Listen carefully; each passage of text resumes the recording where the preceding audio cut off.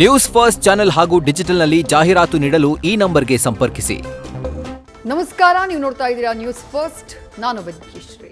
ಈ ಕ್ಷಣದ ಪ್ರಮುಖ ಸುದ್ದಿಗಳನ್ನು ನೋಡ್ತಾ ಹೋಗೋಣ. ಅದಕ್ಕೂ ಮೊದಲು ಹೆಡ್ಲೈನ್ಸ್.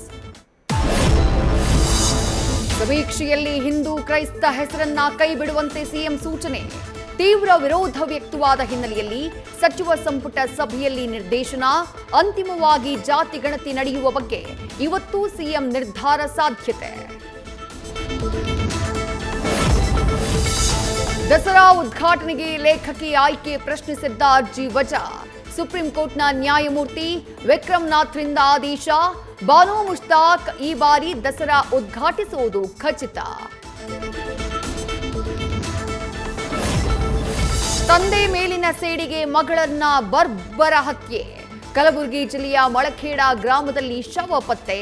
ಸಹೋದರನ ಸಾವಿನ ಸೇಡಿಗೆ ಕೊಲೆ ನಡೆಸಿದ ಶಂಕೆ.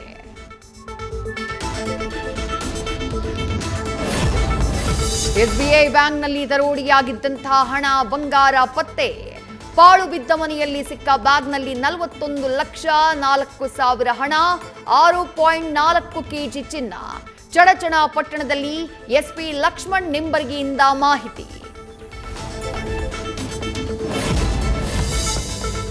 ಧರ್ಮಸ್ಥಳದಲ್ಲಿ ಶವಗಳನ್ನ ಹೂತಿಟ್ಟ ಆರೋಪ ಪ್ರಕರಣದ ತನಿಖೆ ಚುರುಕು.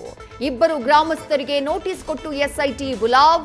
ಧರ್ಮಸ್ಥಳ ಗ್ರಾಮ ಪಂಚಾಯಿತಿ ಉಪಾಧ್ಯಕ್ಷ ಶ್ರೀನಿವಾಸ್ ರಾವ್, ವಕೀಲ ಕೇಶವ್ ಗೌಡ ವಿಚಾರಣೆ. ನ್ಯೂಸ್ ಫಸ್ಟ್ ನಿರ್ಭೀತಿಯಿಂದ ನಿಮ್ಮ ಪರವಾಗಿ.